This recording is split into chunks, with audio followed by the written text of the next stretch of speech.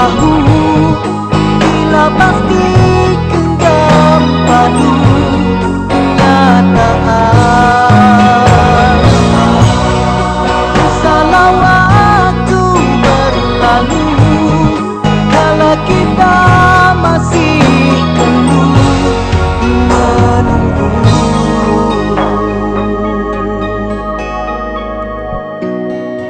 Impian bisa digenggam, janji bisa disimpan, dan siapa yang berjalan sampai jua pengakhiran.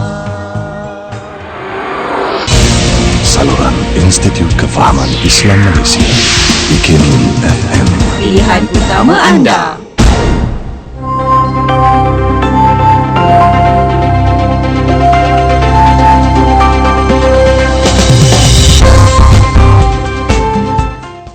Bismillahirrahmanirrahim. Assalamualaikum warahmatullahi wabarakatuh dan selamat pagi. Bersama saya Ahmad Nazri Muhammad Yusof dalam berita IKIM FM 10 pagi. Mesyuarat tiga pihak peringkat menteri antara Malaysia, Australia dan China untuk mengkaji usaha mencari pesawat Malaysia Airlines MAS penerbangan MH370 bakal diadakan pada Khamis ini. Menteri Pengangkutan Datuk Seri Liao Tong Lai berkata Timbalan Perdana Menteri Australia Warren Truss dan Menteri Pengangkutan China Yang Chuan Tang bakal menghadiri mesyuarat berkenaan yang diadakan sebagai sebahagian daripada usaha pencarian berterusan bagi penerbangan MH370 yang hilang pada 8 Mac pada tahun lepas. Pahang merekodkan kedatangan sebanyak 9.4 juta pelancong yang menjana pendapatan sebanyak 6.7 bilion ringgit pada tahun 2014. Menteri Besar Pahang, Datuk Seri Anan Yaakob berkata Genting Highlands menjadi lokasi tumpuan utama iaitu sebanyak 5.9 juta pelancong atau 62.52% daripada jumlah keseluruhan. Menurut beliau lagi, Kuantan yang terkenal dengan keindahan beberapa pantai pula merekodkan kehadiran pelancong sejumlah 1.27 juta atau 16.7%. InsyaAllah untuk perkembangan selanjutnya, ikuti siaran berita IKIM FM 12 tengah hari nanti. Assalamualaikum warahmatullahi wabarakatuh dan teruskan kesetiaan anda bersama saluran radio Institut Kefahaman Islam Malaysia, IKIM FM, pilihan utama anda. Laporan berita tadi dari sumber bernama Pulau Pinang, Perlis, Kedah dan Langkawi 89.0.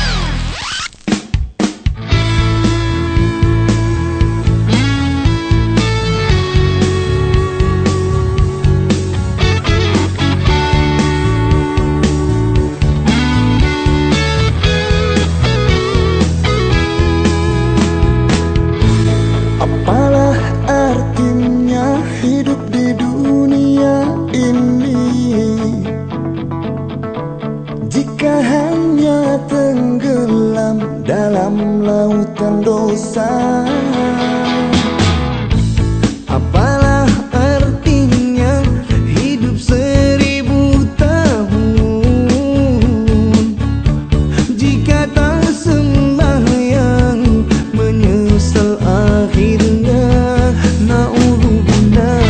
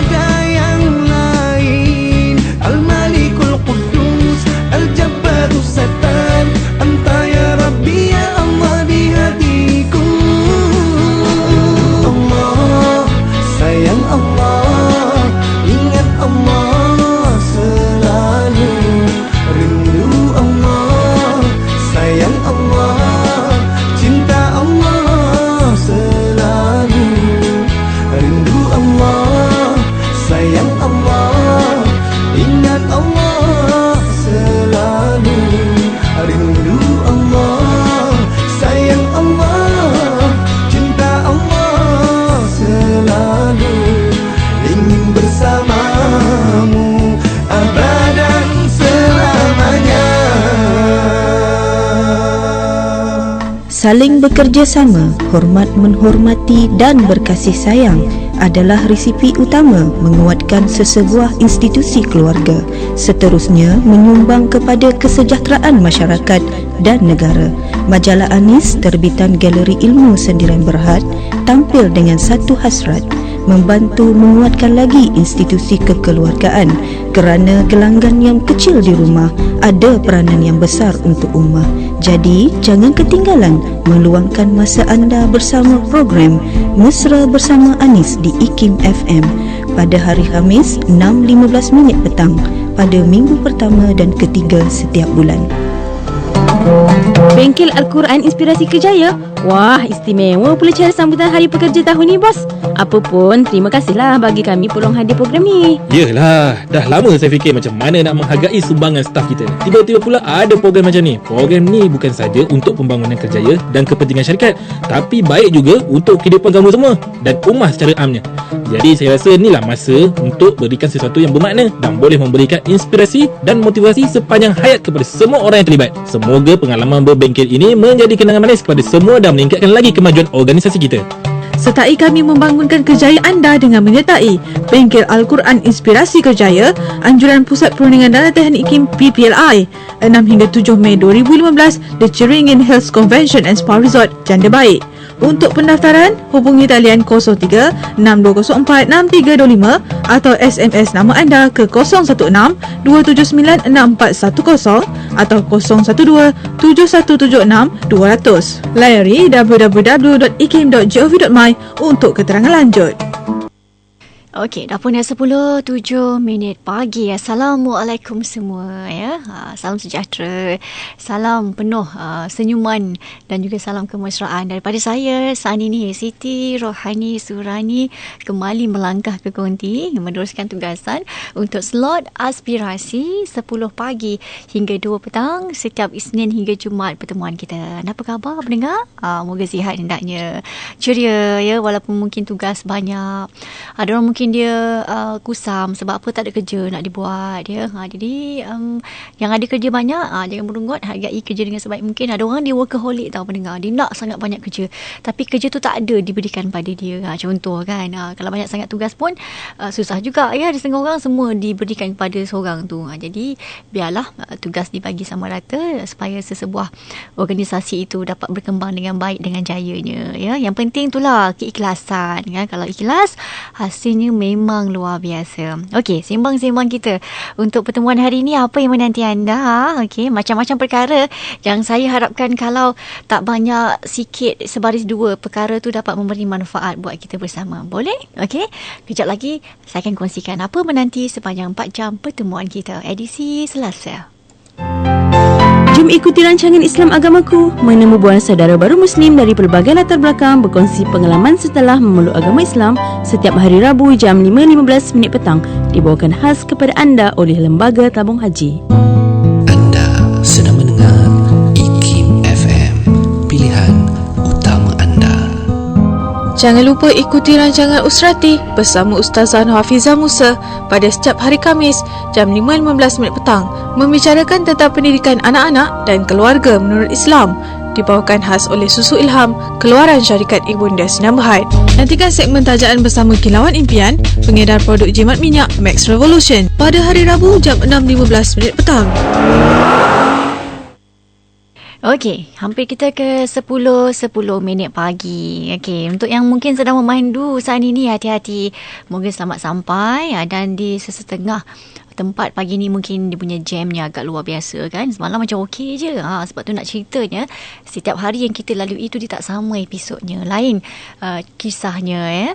Okey, bersama kejap lagi para pendengar 10:15 pagi untuk kita ikuti segmen Islam dan Perundangan, dan ini merupakan siaran ulangan ya, episod minggu lepas, dan moga-moga dapat memberi manfaat lah buat kita ya. Dapat kalau dengar kali kedua tu untuk kita lebih faham, untuk kita lebih ingat tentang tajuk kejap lagi tentang hak-hak keadilan kehakiman di Malaysia. Okey, bersama dengan Dr. Profesor Madya, Dr. Syam Rahayu. Dan juga selepas ini 11.15 pagi, segmen tajaan akan kembali bersama dengan anda. 12 tengah hari berita IKIM FM, dan itu antara segmen-segmen utama yang dah kami susun molek cantik dah untuk teman-teman pendengar saat ini. Okey, yang mungkin kurang sihat, moga bertemu kesembuhan ya. Yang melalui pelbagai masalah yang dah tak nampak jalan keluar, moga-moga hari ini dapat ilham untuk membuat penyelesaian yang terbaik. Okey, dengarkan saat ini Sixth Sense, Cintaku Padamu Seluas Angkasa.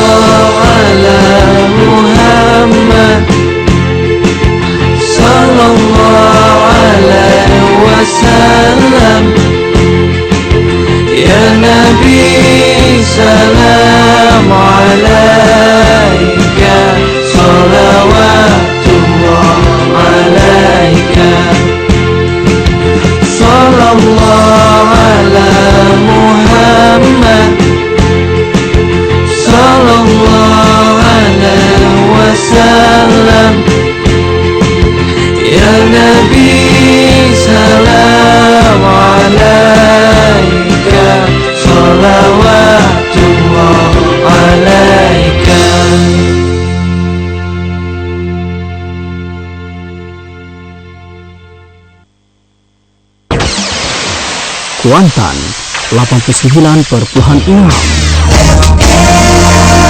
Okey, kembali kita para pendengar. Terima kasih yang setia memilih IKIM FM saat ini.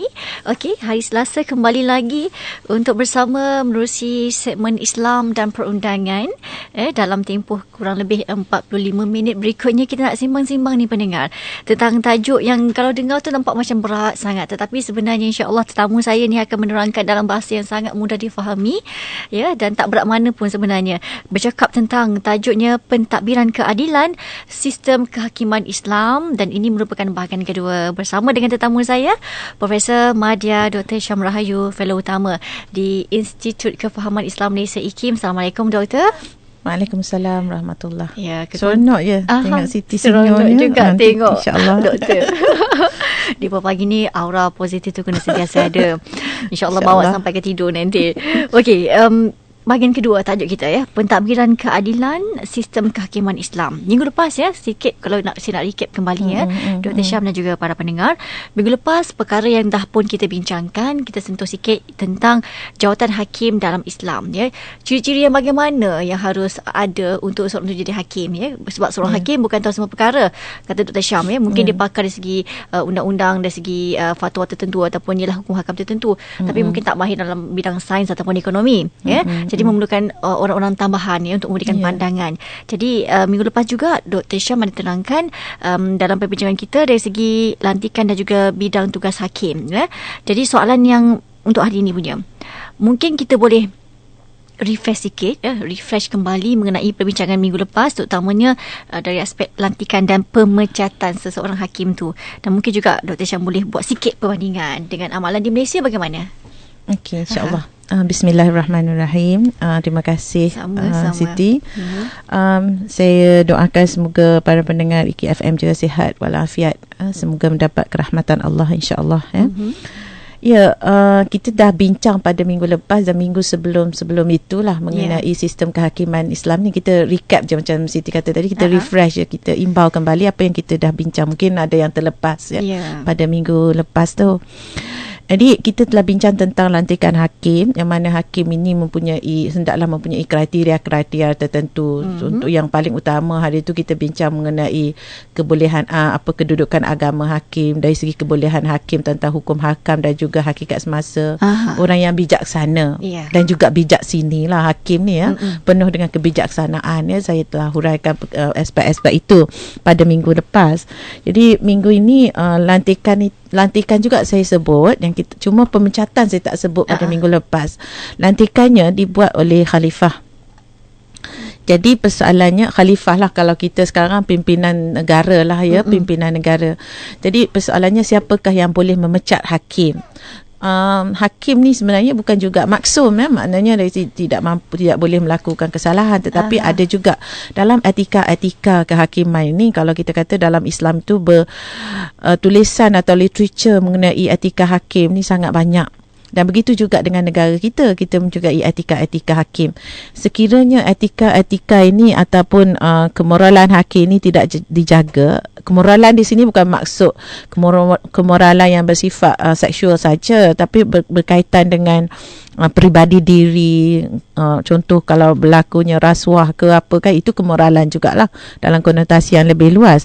Jadi kalaulah hakim mempunyai sifat ini, bagaimanakah hakim tu boleh dipecat? Atau siapakah yang boleh memecat? Atau adakah orang yang melantik itu boleh sewenang-wenangnya bangun pagi dia nak pecat hakim ni dengan rasa tidak gembira pada hakim ni, keputusannya dia tidak puas hati, boleh tak orang yang melantik itu akan memecat hakim? Jawapannya tak boleh lah. Walaupun dia tu melantik, orang itu melantik, contoh seorang imam atau khalifah itu melantik seorang hakim, maka hakim itu menjadi wakil kepada khalifah. Sebab kalau kita lihat kepada amalan Rasulullah adalah mahkamah rayuan atau hakim di mahkamah rayuan yang paling tinggi. Jadi dan kemudiannya di zaman Rasulullah itu baginda melantik hakim-hakim di luar kota Madinah itu untuk menghakimi kes-kes yang jauh daripada pusat bandar atau pusat pentadbiran itu. Jadi sekiranya hakim-hakim ini membuat keputusan, dan boleh tak hakim-hakim ini boleh terpecat kalau tidak berpuas hati. Tapi setakat ini kita yang bagi saya sepanjang bacaan saya lah tidak ada Rasulullah memecat mana-mana hakim. Cuma apabila masa berlalu, etika hakim ni wujud, maknanya cara bagaimana membuat keputusan itu perlu diikuti oleh hakim, dan sekiranya ada hakim yang tidak menepati etika ini, bolehkah khalifah itu memecatnya?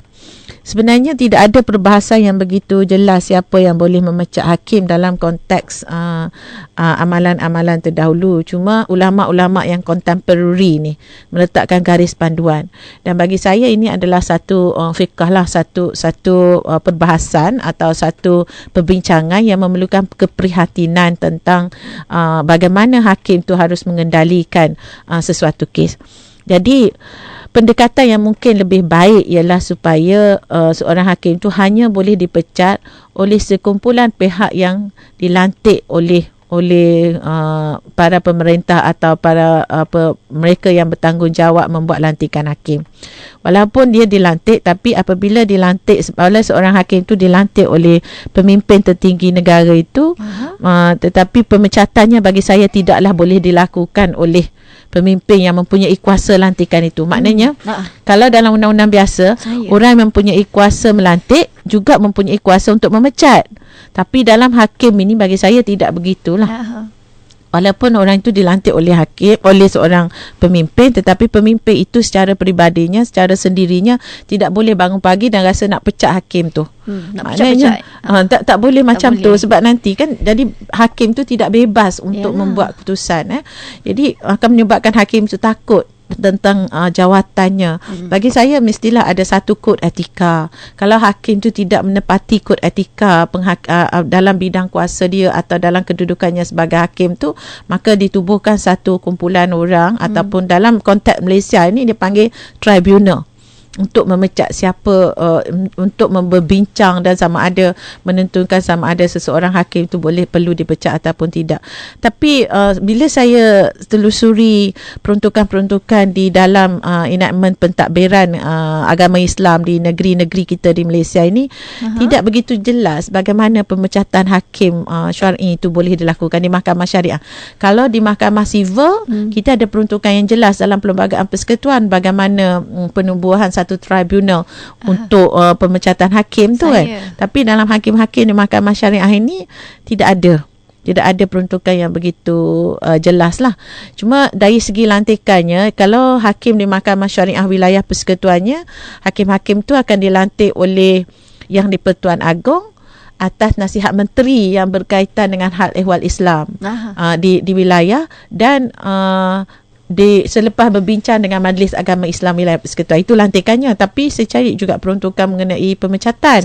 Macam tak jelas lah dalam akta itu, dalam enactment itu tidak ada ya. Jadi bagi negeri-negeri lain pula, kata lantikan hakim boleh dilakukan oleh sultan atau raja atau yang tuan besar bagi Negeri Sembilan setelah berbincang dengan Majlis Agama Islam bagi negeri-negeri itu. Jadi tidak ada menteri besar. Maknanya lantikan hakim di mahkamah syariah itu tidak ada peranan menteri besar. Ini kita maklumlah sebab di Malaysia ini pentadbiran mahkamah syariah itu adalah urusan negeri dan dia direct terus bawah raja, bawah sultan. Dia tidak bawah kerajaan negeri. Dia bukan di bawah menteri besar. Tapi di wilayah ni ada kuasa menteri itu ada untuk lantikan. Sebab mungkin tak tahu nak kata kenapa lah rasionalnya ya. Tapi berbeza daripada negeri lah. Negeri tidak ada peranan menteri besar dan untuk lantikan hakim. Tetapi di wilayah-wilayah persekutuan ni ada peranan menteri untuk menasihati Yang di-Pertuan Agong melantik hakim setelah berbincang dengan Majlis Agama Islam. Ini ada sedikit perbezaan lah di peringkat negeri dengan di peringkat wilayah persekutuan ni. Ya, peranan, bagi saya peranan orang yang menteri lah, peranan menteri itu berbeza. Jadi secara kesimpulan untuk soalan ni kan, kita kata untuk perbincangan tentang lantikan dengan pemecatan hakim ni, kita kata lantikannya sangat jelas sama ada bagi hakim di mahkamah sivil dan juga hakim di mahkamah syariah. Tapi di mahkamah sivil tu dalam Perlembagaan Persekutuan dia nyatakan dengan jelas untuk pemecatan. Tetapi dalam mahkamah syariah ini belum ada kes dan agak tidak ada peruntukan yang khusus dalam enactment tentang pemecatan hakim tu. Okey, baik, itu cuba sikit ya tentang boleh ke tidak seseorang hakim itu dah dilantik dan nak dipecat sesuka hati ya, walaupun katalah si A melantik dan tidak bermakna dia lantik dia boleh pecat ya. Ya, tidak begitu. Tidak mudah sebabnya dia akan jadi satu kepayahan untuk hakim tu melaksanakan tugas. Nanti dia takut pula siapa yang lantik dia nanti lagi kan buat keputusan menentang dia, nanti dia kena pecat. Jadi tak boleh lah macam tu. Okey. Jadi kita bimbang kalau lah begitu amalannya ya. Maknanya kalau lah pemecatan itu boleh dibuat sesuka hati, bimbang-bimbang kalau di pihak luar memandang bahawa sistem kehakiman di Malaysia seperti seolah-olah macam mudah sangat ya, tidak bebas ya, dan tidak dapat menjalankan tugas seperti mana haknya seorang hakim itu. Kita rehat seketika. Sebelum tu kita nak alu-alukan lah ya Dr. Syam untuk para pendengar kita bagi yang ada sebarang persoalan yang berkaitan sahaja dengan apa yang kita bincangkan, tajuk kita pentadbiran keadilan sistem kehakiman Islam. Mungkin anda boleh hubungi kami di konti 0362051500 ataupun boleh like kami di Facebook ikim.fm ya. Cara ketiga, anda kena SMS tapi pastikan berdaftar dulu menjadi rakan SMS kami. Selepas itu typekan ikim, caratkan soalan anda dan hantar ke 39111. Kembali selepas ini. Adakah anda sedang memandu di lorong sesuai dengan kelajuan kenderaan anda? Jangan ekori kenderaan di depan atau memandu terlalu rapat. Sebagai pemandu, ia bukan sahaja merimaskan, ia tidak mungkin dapat bertindak mengelakkan pelanggaran dalam keadaan kecemasan. Jika anda di lorong laju dan pemecutan kereta anda dihalang oleh kereta yang lebih lambat, anda hanya perlu pancarkan lampu depan kereta anda untuk menandakan hak kelancaran perjalanan anda. Mengekori kereta depan cuma membahayakan diri anda serta orang lain. Jaga jarak anda mampu mengubahnya. Okey, kembali kita mengisi segmen Islam dan Perundangan Dr. Syam Rahayu di Konti saat ini. Okey, kalau kita lihat ya, tugas orang hakim, adakah tugas seorang hakim ni dia meluas, maknanya semua perkara dia kena dengar ya.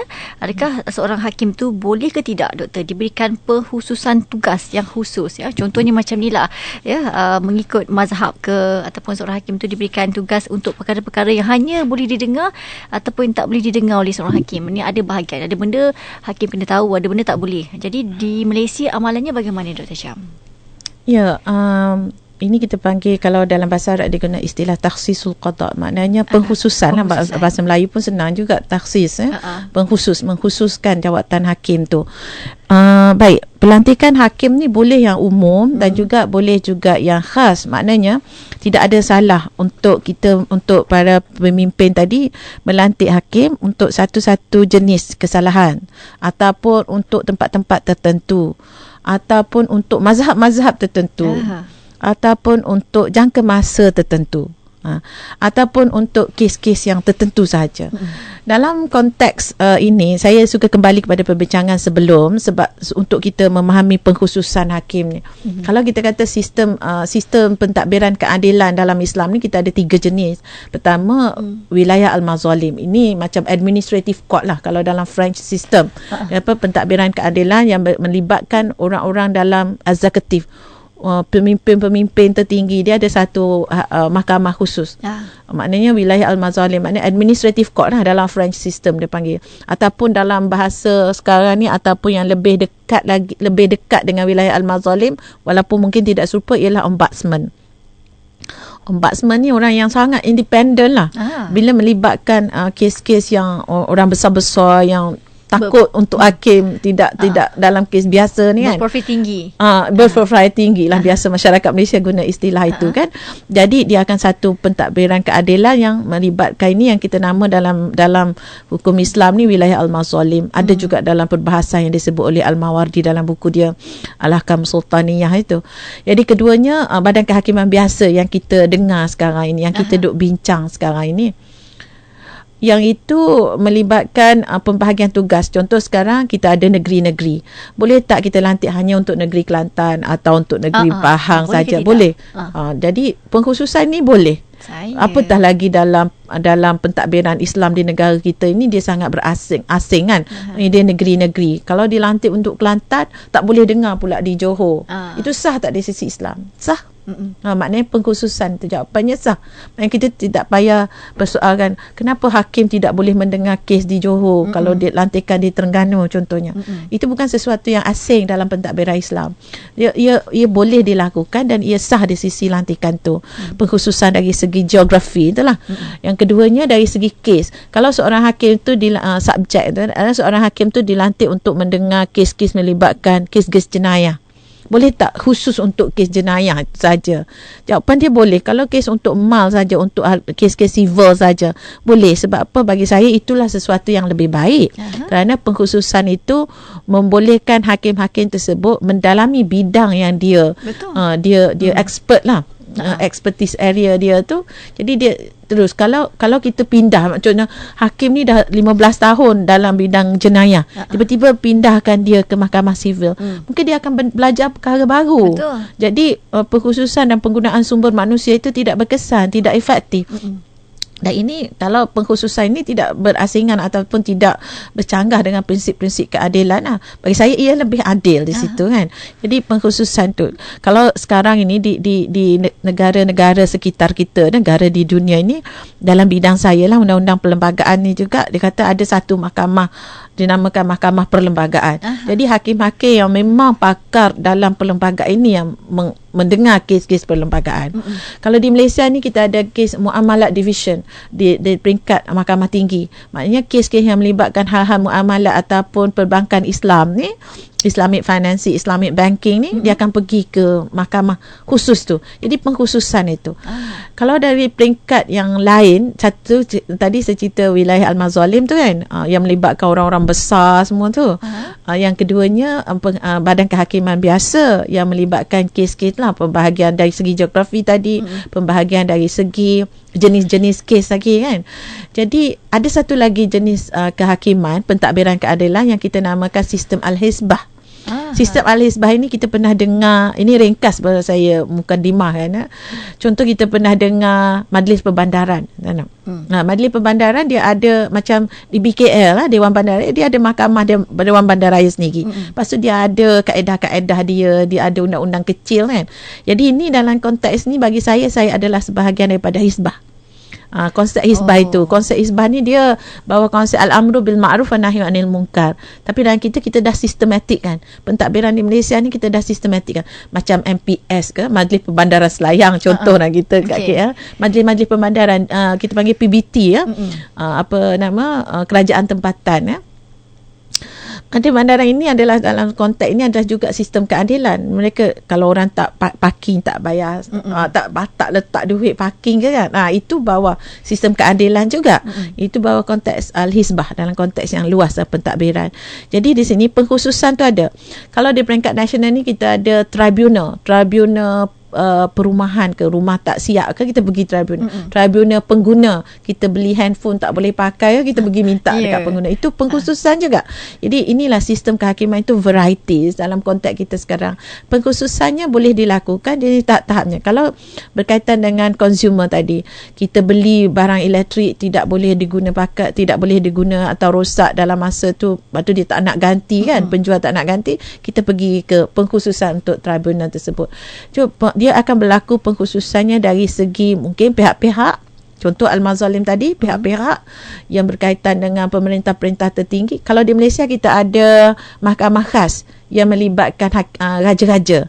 Ni dibuat semasa pemerintahan Tun Mahathir lah kan. Buat satu pengkhususannya hanya untuk mendengar kes-kes yang melibatkan raja-raja. Dia ada prosedur dia tertentu.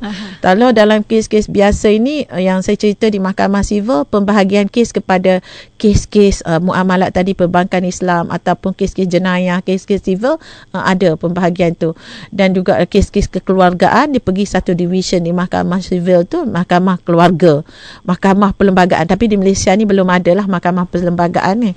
Dan seterusnya mahkamah sistem Al-Hizbah yang melibatkan perbandaran ke apa kan, yang kes-kes melibatkan yang lebih kecil. Bawah kita ni kita ada PBT. Jadi tidak asing lah dari segi pembahagian kuasa tu. Dalam Islam juga tidak asing. Dan kita juga lebih melicinkan pentadbiran supaya pengkhususan tanggungjawab itu berlaku. Jadi jenis-jenis pertikaian mungkin hakim tu boleh dilantik dalam kes jenayah saja atau mahkamah sivil saja. Jadi bagi saya, kalau sebabnya saya dengar juga dalam perbincangan ada orang kata pentadbiran Islam di Malaysia ini susah ataupun tidak menepati kehendak Islam sebab hakim tu ada untuk negeri-negerinya saja atau untuk bidang-bidangnya sahaja. Tapi sebenarnya ia tidaklah sesuatu yang sangat yang sangat memberi kesan dari segi pentadbiran agama, pentadbiran keadilan mengikut pentadbiran keadilan Islam juga. Jadi sekarang ini kita boleh katakan pengkhususan dari segi masa, dari segi mazhab pun boleh, dari segi jenis-jenis kes pun boleh, dari segi geografi pun kita boleh melantik hakim untuk tugasan-tugasan yang dikhususkan tersebut. Maknanya boleh Dan janganlah yalah, mungkin kalau orang tak tahu mungkin rasa macam pelik kan, kenapa hakim yang dilantik di Sabah tiba-tiba dengar pula kes untuk Kuala Lumpur kan. Contohnya macam tu lah, ataupun di Terengganu dengar di Kelantan katakan jadi boleh mengikut masa pun boleh masa pun boleh. Sebab tu kita ada time limit untuk jadi hakim ni. Satu lagi saya mungkin boleh kongsi tentang bila sebut time limit ni, limitation period. Ada limitation period ni maknanya hakim tu boleh dengar sesuatu kes yang belum capai tahap yang dihadkan. Contoh kalau di Malaysia ni kan, dia untuk kes-kes civil, kalau kita nak saman orang tu telah pinjam duit kita ke, contoh pinjam duit kita ke, dia tak bayar dalam masa 6 tahun. Kalau selepas 6 tahun kita nak bawa kes, tak boleh dah. Sebab dah limitation period tu. Kes-kes civil tu yang kita panggil limitation period. Dalam Islam pun kadang-kadang kita patut buat limitation period tu, sebab kadang-kadang sangat susah untuk menyelesaikan kes-kes yang lama tu. Yang dah berpuluh tahun. Berpuluh tahun. Jadi macam bukti-bukti pun susah nak dapat. Orang jadi saksi pun dah tak ada. Jadi pertukaran. Jadi kita kena ada limitation period. Boleh tak sah tak limitation period itu di sisi Islam? Ini diperbahaskan juga. Bagi saya dari segi maqasidnya dan sadu zaraahnya, kita boleh meletakkan limitasi period itu supaya ia memberikan keadilan kepada kedua-dua belah pihak. Maknanya orang yang menuntut dan orang yang dituntut itu. Okey, baik. Kadang-kadang sering timbul juga Dr. Syam dan juga para pendengar, timbul persoalan tentang kebebasan hakim Sejauh mana hakim ni kadang-kadang selain daripada dia membuat sesuatu keputusan itu berdasarkan fakta-fakta dan juga saksi yang beri keterangan, mungkin dia juga ada pandangan tersendiri ataupun mengikut pengalaman dia ataupun logik akalnya. Jadi sejauh mana timbul persoalan tentang kebebasan hakim dan macam mana pula pandangan Islam dalam isu kebebasan seorang hakim tu, boleh ke tidak? Isu panas ni. Kalau kita lihat dalam konteks saya, kalau Siti lihat mungkin kebebasan kehakiman tu dari segi boleh tak hakim tu membuat keputusan mengikut sudut pandang dia. Jawapannya sudah tentulah, sebab hakim tu hendaklah orang yang bijaksana yang tidak boleh dikawal oleh sesiapa. Kalau di awal perbincangan kita tadi, kita kata hakim tidak boleh dipecat sewenang-wenangnya oleh orang yang melantik. Kenapa? Untuk menjaga kebebasannya kan? Untuk menjaga kebebasan hakim. Saya kata isu panas ni sebab apa? Sebab di Malaysia ni orang ada juga menyatakan hakim-hakim kita tidak bebas. Contoh di Mahkamah Syariah pun ada orang kata hakim tidak bebas, bertindak atas telunjuk sesiapa-siapa sajalah yang disebut kan. Jadi ini sesuatu yang sangat dambakan perbahasan, dambakan satu perbincangan yang serius tentang kebebasan ni. Jadi sebagaimana kalau kita katalah ajaran Islam itu sangat jelas bahawa innallaha ya'murukum an tu'addul amanat ila ahliha wa idza hakamtum bainan nas an tahkumu bil adl. Jadi kalau meletakkan hukuman, saya baca, sesungguhnya Allah menyuruh kamu supaya menyerahkan segala jenis amanah kepada ahlinya yang berhak menerimanya, dan apabila kamu menjalankan hukum di antara manusia, Allah menyuruh kamu menghukum dengan adil. Bil adil kan. Jadi adil ni maknanya dia tidak favor sesiapa lah, hatta tidak favor orang yang melantik dia pun kan. Jadi inilah satu cabaran yang sangat besar kepada hakim. Jadi di sini kebebasan hakim tu hendaklah kebebasan dalam mencari fakta supaya dia faham tentang kes tu. Maknanya hakim ni boleh tanya ke. So di sini dalam konteks badan kehakiman ni dia ada satu komplikasi lagi. Mungkin saya bimbang lagi berat discussion ni, sebab saya bawa satu ringan. Jadi secara ringannya, kalau hakim tu di atas duduk di kerusi sebagai hakim dan ada pihak-pihak di hadapannya, dia nak membicarakan kes, boleh tak hakim itu bertanyakan soalan kepada pihak-pihak? Sebab kalau kita tengok dekat movie, dekat TV kan, ataupun movie tu cakap hakim ni akan tengok je, hakim tidak bercakap ya. Yang bercakapnya dalam konteks negara kita ni ialah peguam masing-masing. Itu sebab kita panggil dalam sistem tu, dalam sistem kehakiman dia panggil adversarial system. Hakim ni jadi referee je. You bertumbuk lah kat situ. Maksud saya berbahas lah, berhujah lah apa kat situ. Hakim ni dengar je. Betul lah, sekali buat pertimbangan. Buat pertimbangan. Hakim tak adalah, dia boleh tanya soalan, tapi soalan yang basic-basic saja, supaya dia jelas je, to clear the cloud minds of the hakim tu je.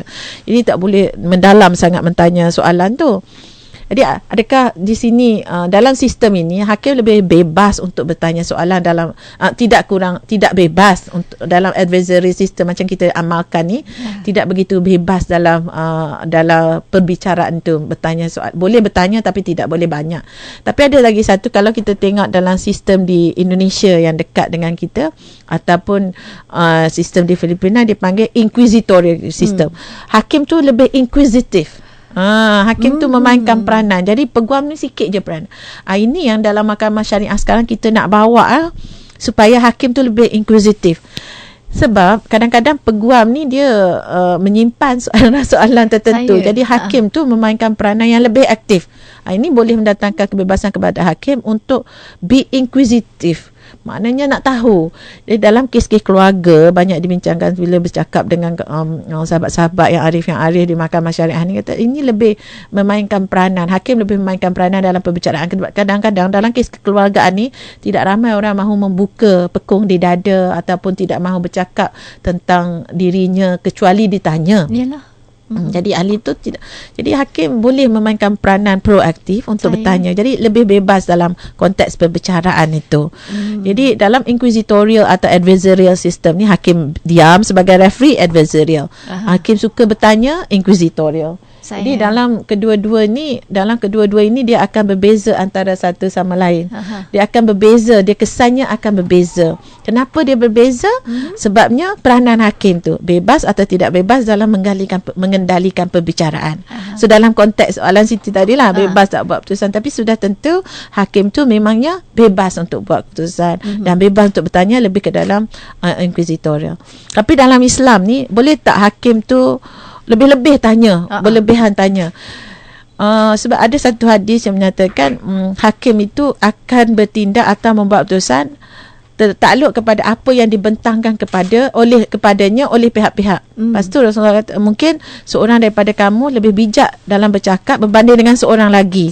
Dan seorang hakim itu akan memberikan keputusan berdasarkan fakta yang dibawa ke hadapanku. Maknanya hakim tak boleh cari fakta lain.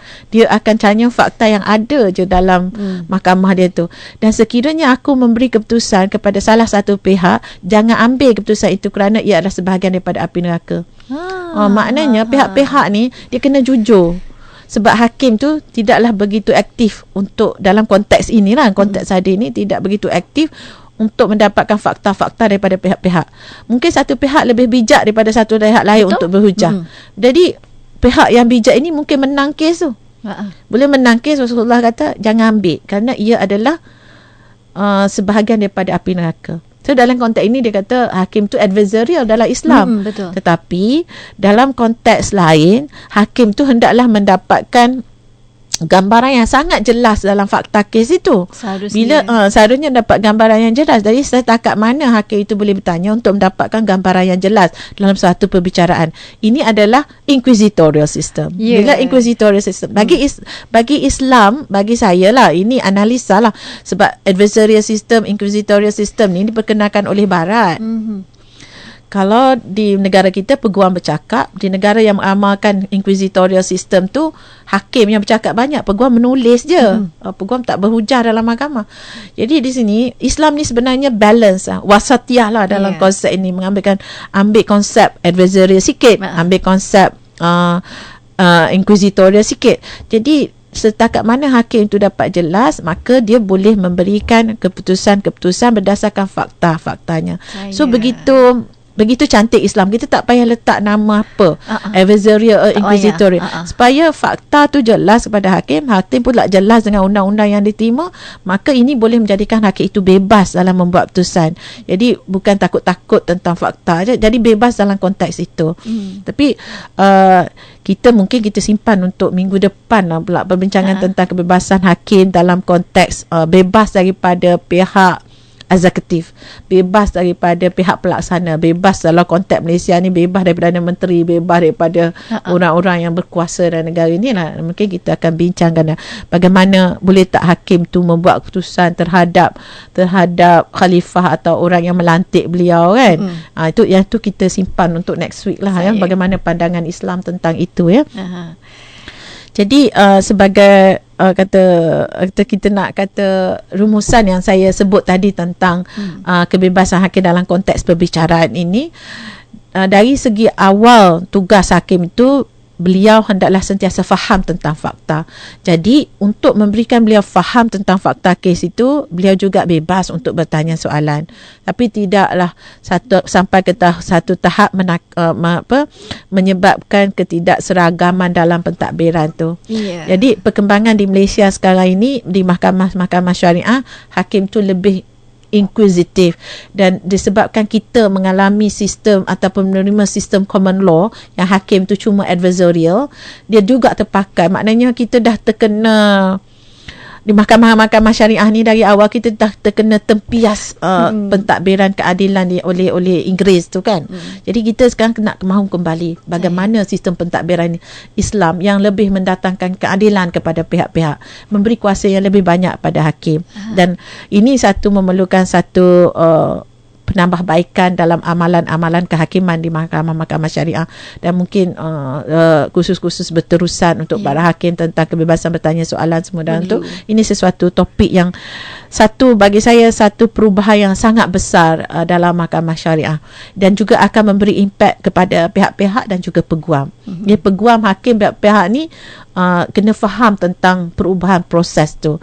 Yang pentingnya memang peguam dengan hakim lah, tentang kebebasan hakim untuk bertanya soalan atau mengendalikan perbicaraan, dan bagaimana sejauh mana kebebasan peguam untuk berhujah dalam mahkamah yang melibatkan dalam mahkamah syariah lah. Saya tak sentuh mahkamah sivil bagaimana ya. Tapi ada jugalah perkembangan mahkamah sivil, nanti mungkin kita simpan sikit lah untuk next week insyaAllah. Okey, baik, mudah-mudahan dengan adanya topik yang kita bincangkan hari ini dapat memberi sedikit sebanyak gambaran umum yang kita nak bagi sedikit pemahaman tentang perundangan di kalangan masyarakat yang biasa ni. Sebab biasanya kalau sebut tentang perundangan ni, jarang masyarakat biasa yang nak ambil tahu. Dia kata ini tak apa, ni kerja orang-orang yang terlibat dalam perundangan ataupun orang-orang mahkamah je ya. Orang biasa, kalau saya rasa kena ada sedikit pengetahuan. Kita bimbang juga sebab kalau kita tak didik orang awam, kadang-kadang yang tahu sikit tu bahaya juga. Betul. Yang tahu sikit tu bahaya. Jadi tak apa, saya fikir kita, sebab ia agak kompleks lah. Dia, dalam undang-undang ni dia nampak kompleks sebabnya, tapi dalam bidang lain macam doktor kan, tak ramai orang yang boleh bercakap tentang body anatomy ni kan. Body anatomy, sebab orang tak berani lah nak cakap kan. Tapi kadang-kadang dalam undang-undang ni, orang yang tidak ada banyak pengetahuan pun kadang nak cakap banyak kan. Jadi macam ini sesuatu yang payahlah kita nak kendalikan. Bidang medical tak ramai orang pula percaya kan. Kalau buat bangunan pun engineer atau arkitek ya buat kan. Tapi dalam undang-undang macam semua orang nak participate. Jadi bila nak saya minta maaf lah kan, tapi kata kalau kita nak participate dalam sesuatu perbicaraan, kita kena juga faham. Dan mungkin tugas IKIM lah untuk mendidik dan memberi faham. Maka dengan itu kita adakan segmen Islam dan perundangan ini untuk kita beri penjelasan ya, kepada masyarakat umum supaya jelas ya tentang apa perkara yang kita boleh masuk campur dengan tidak ya, dan apa perkara yang perlu kita tahu secara sedalam-dalamnya ya. Sebab bila melibatkan tentang kehakiman ini, melibatkan tentang perundangan ya, dan kalau salah buat keputusan, takut tak naik pula satu pihak yang lain ya. Betul. Moga jelas ya. Dan kita akan sambung bahagian ketiga Dr. Syam. InsyaAllah. Menarik, saya jadi minat pula dengan sistem perundangan ni. Baik, terima kasih banyak-banyak tetamu saya, Profesor Muhadia Dr. Syam Rahayu, Fellow Utama IKIM. Tajuk kita hari ini, Pentadbiran Keadilan Sistem Kehakiman Islam, bahagian kedua. Moga-moga ada manfaatnya. Terima kasih Doktor. Assalamualaikum. Sama-sama. Waalaikumsalam warahmatullahi wabarakatuh. Untuk anda, teruskan setia bersama dengan kami selepas ini. Apa? Wow! Menarik tak? Menarik tak? Kenapa kau pakai baju kemeja 2 lapis? Tali pinggang 2, jam tangan sampai 2. Saja je aku nak pakai berganda. Macam promosi ikan terhebat IKIM FM 2015. Ya, dapatkan promosi iklan Buy One Free One 2015. Jangan lepaskan peluang ini. Bukan itu sahaja, diskaun sehingga 70%. Hubungi unit pemasaran segera 03 6204 6263 atau 6266 hanya dalam waktu yang terhad. Macam baru orang pandang. Cipta Sukses Marketing, kilang OEM persijilan halal JAKIM dan mesti terkemuka di Malaysia yang menghasilkan produk susu kambing. Untuk usahawan yang berminat, hubungi kami segera. Maklumat lanjut, sila hubungi Cipta Sukses Marketing 019-220-3025, 019-220-3025 atau email ke copy3g@yahoo.com.my. Layari laman web kami di www.csm7u.com.my untuk info lanjut. IKIM FM, pilihan utama anda.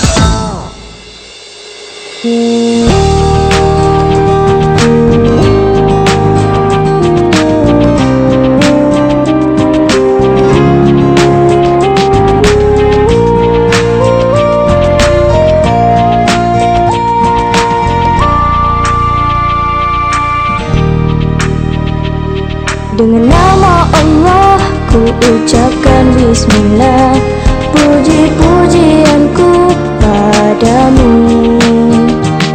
Demi keagungan kebesaran ilahi ya Allah, ya Rabbi. Kicauan burung-burung berlagu, desir angin bertiup mendayu, pantai memutih ombak menderu, indah ciptaanmu.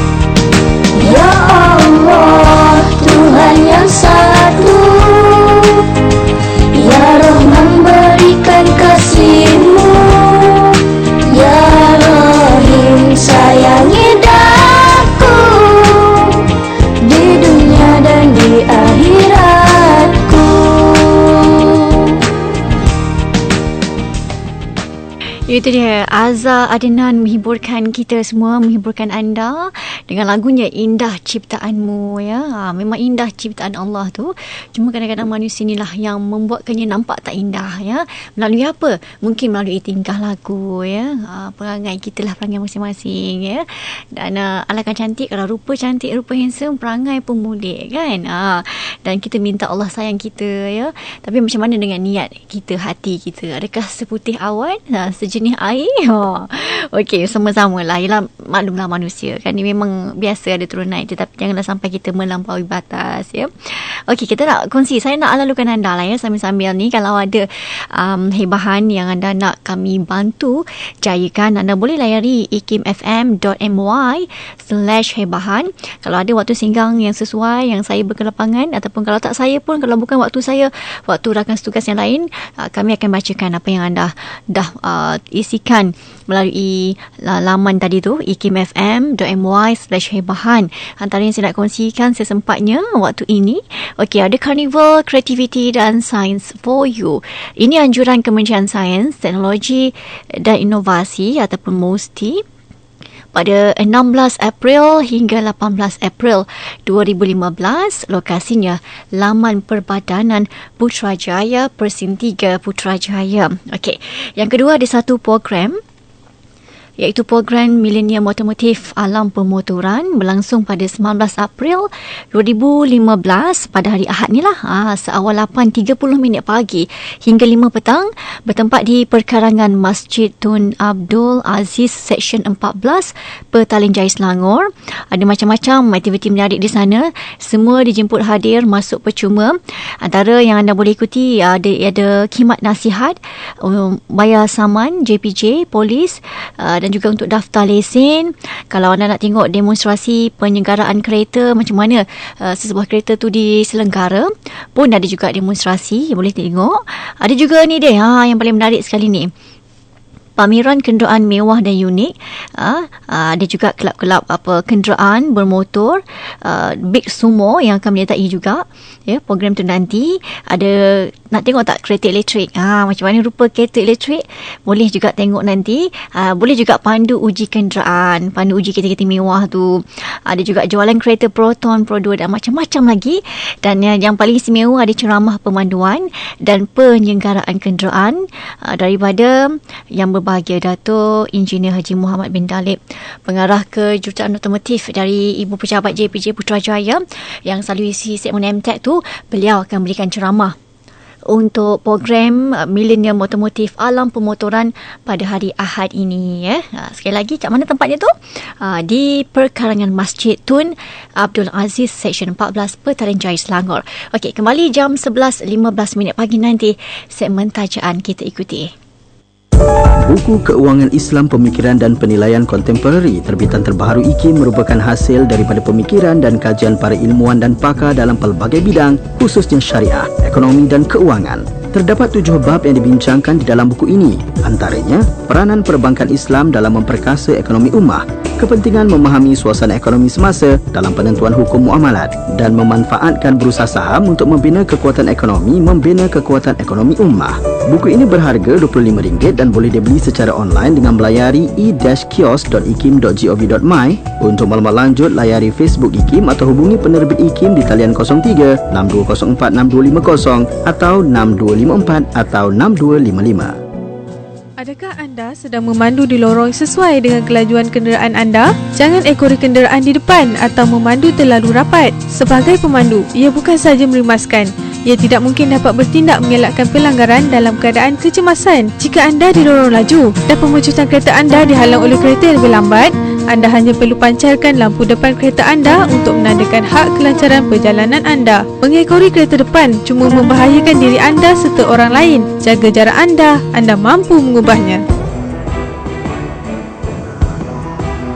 Saya berbangga bahawa Radio IKIM ni sekarang ni dapat sambutan yang begitu menggalakkan sekali, dan saya percaya IKIM ni dia punya penyebaran kefahaman mendalam terhadap Islam daripada kefahaman yang agak luaran saja, tetapi pada kefahaman yang mendalam tentang Islam itu sendiri, konsep aplikasi Islam itu Islam sebagai way of life, Islam sebagai menyumbang kepada kesejahteraan umat Islam dan umat sejagat.